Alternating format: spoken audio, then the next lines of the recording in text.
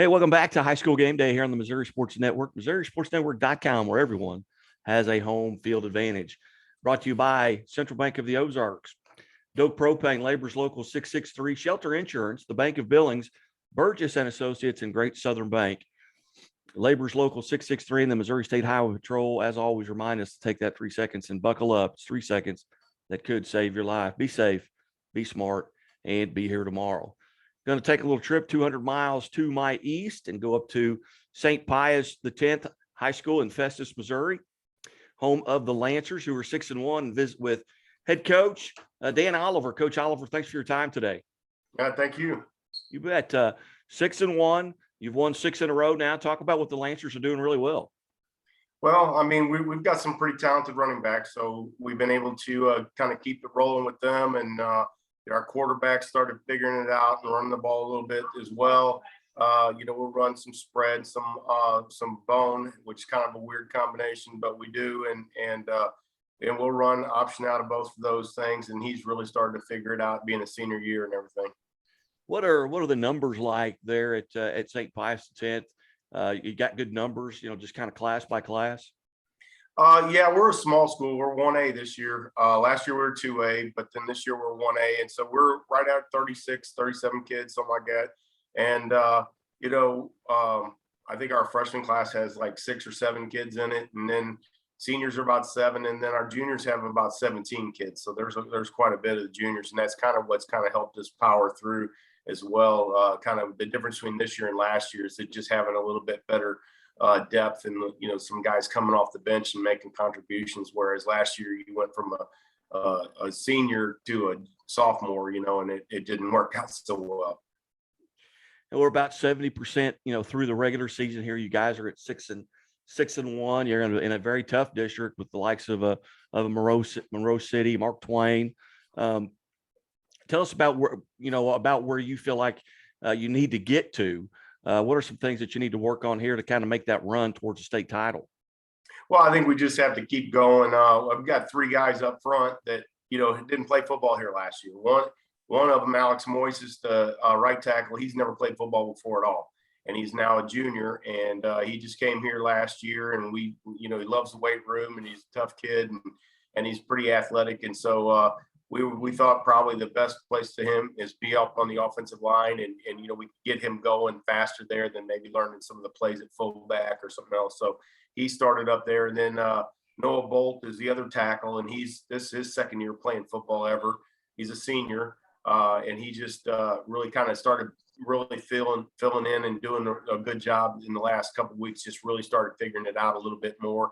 And then our center, Joe Carter, is transferring from he went to CBC for a few years, and then just felt like he needed to go somewhere else, so he came down here, and he fits in well with what we're doing and where we're at. And he's just again kind of learning the system, the verbiage and all that stuff, and how to kind of pick up some blitzes and different things. They're all kind of gelling now, where early in the season we weren't quite gelling and we weren't scoring that many points. And I don't know, I think we could still score more points than we have, but we kind of got off to a slow start a couple of nights and all. But I think we're going to start getting a little bit more and more. I can tell in practice we do a couple of drills and things, and if you get so many points or so many plays in so many minutes, it's you can kind of gauge it at what level we're at, how proficient we are there. Coach, at Class 1 District 2, I believe, but talk a little bit about, for the viewers and listeners around the state about your conference. Are you a member of a conference? And if so, kind of break that down and handicap that conference. Yeah, we're the member of the I-55 conference over here on the east side at 55 Highway Run right down there. And so we've got, Jefferson R7, who made a great run last year. We beat them on the last second play with like 8 seconds to go to beat them 24-20. And then we have St. Vincent. That was probably the next team that probably gave us a tough game. And that was last week when we beat them 20-14 at their place. We've got Grandview, we've got Herculaneum, and then Bayless is our opponent this week. So, and so far we're undefeated in conference. If we beat Bayless tomorrow, Friday night, then, we'll clinch it all to ourselves. But otherwise, we got to share it with somebody, and we're not really wanting to do that. Visiting with St. Pius X, Lancers head football coach Dan Oliver out of Festus, Missouri. And Coach Oliver, just a little bit on your background. How long have you been there at St. Pius X? Where did you come from? High school, college, and how did you arrive? Yeah, well, I grew up in Montgomery County, out in the middle of the state there, and we started kind of a tradition that they had going for a while, where we won district championships and conference championships when we were kind of the first ones through to do that. And then I went on to Central Methodist, played some football and some baseball up there, got out, and I started coaching at Northwest House Springs down here. Did that for about 5 years, and then I got an opportunity to go to Afton. And I spent the next 27 years at Afton. 21 of them I was the head coach. Marcus Golden was probably one of our players that a lot of people would recognize, and he went to Mizzou and then on to Arizona Cardinals right now. Had another kid in 05. We went to the state championship game and played Camden. They got us, but we had a good showing. And my quarterback at that time was DJ Ford, and he went on to the Air Force Academy and still in the Air Force. But those are a couple of kids that we had that were pretty well known. DJ was the player of the year in Class 4 in 2005 on defense. So, he probably could have been player of the year on offense too, but Josh Freeman's a pretty good quarterback over there on the other side of the state. And he went on to, the NFL and stuff. So, but I've had some good players, and then I retired and I come down here to St. Pius and spent the last 3 years here. And just a really great little place.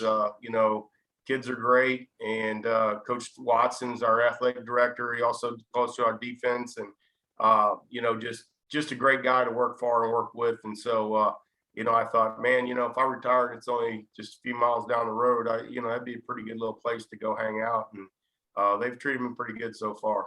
You bet. You mentioned Afton High School. My father, a graduate of Afton High School, member of the Hall of Fame. I want to say it's 58 or 59 graduate of Afton High School there. My mom graduated at Hancock, but yeah, he probably played for Coach Burnett.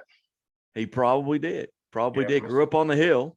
Yeah, and Mr. Burnett was a good guy. He started football there in 57, 58, something like that.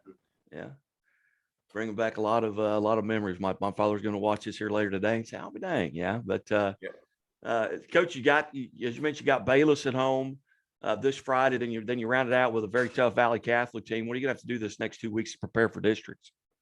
Well, I mean, as everybody can see, obviously one team's one way and one team's the other way. And, you just got to tell your guys that, it doesn't matter who we're playing, we got to get better. We got to just continue to try to get better every week. And, this week you can't look past them. You can't take it for granted. There's a lot of distractions, homecoming and all that stuff going on.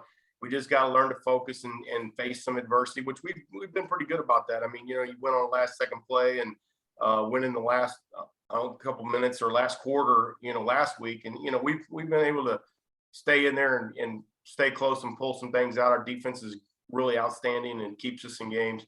And then when, you go into Valley and, they've moved up. They're Class 3, even though they're probably number-wise, they're probably Class 1 as far as enrollment. But they can get after it, and they're fast. We play them in Jamboree. Our kids kind of know a lot of their kids and from years of playing, and they were in our conference until this year, and they went independent because of trying to get their numbers for playoff qualifications and stuff like that. Playing too many 1s and 2s down here was killing him.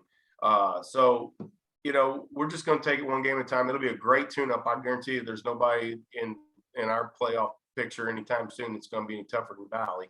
And not to take anything away from anybody, but those guys have earned their reputation, and I'm sure that we'll be ready to go when we get there. Just as you look at right now, you're sitting in third place in your district, playing that Class 3, getting those 20 points there that last week. That could put you in a situation where that semifinal game is going to be at your place if you guys get there.